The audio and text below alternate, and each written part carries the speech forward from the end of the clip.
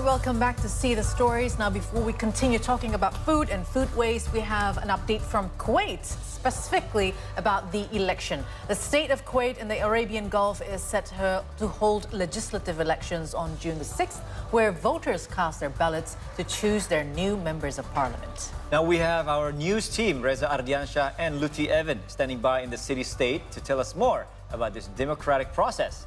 Hi, Reza. You hear us now? Please, tell us what you got. Angga and Alia, first thing that I can tell you is that Kuwait enters election silence, which means no campaign from the upcoming members of parliament.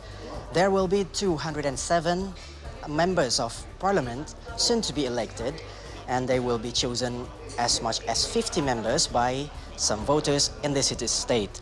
They consist of 13 female candidates, and they will be chosen by citizens of Kuwait, which has age 21 years old. And there are more than 739,000 voters in this city-state who will take part on tomorrow's political event.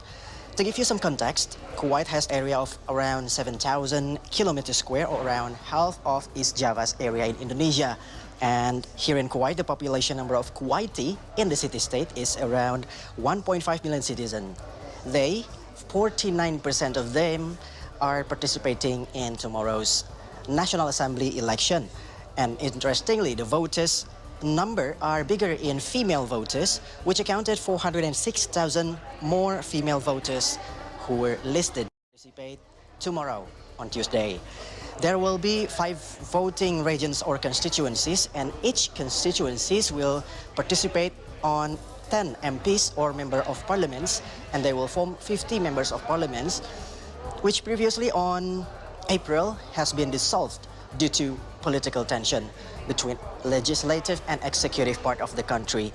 And now in June, the government is trying to re-establish the situation in order to maintain public trust, international trust, so that investment can come to this country and Kuwait can have another source of income outside oil industry. I have also talked to research fellow Middle East Institute of National University of Singapore, Clemens Chai. He said that this is quite unique situation because in Kuwait, it has the only parliament in Gulf area that has ability, the parliament has the ability to interrogate ministers and vote for no confidence.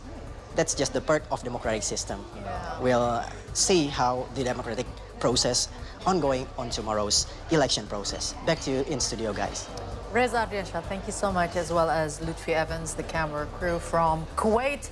Thank you. We'll be looking forward on how the election will be resulted in, because this is, as called by people, a snap election, the third one in the Thank last. you, guys.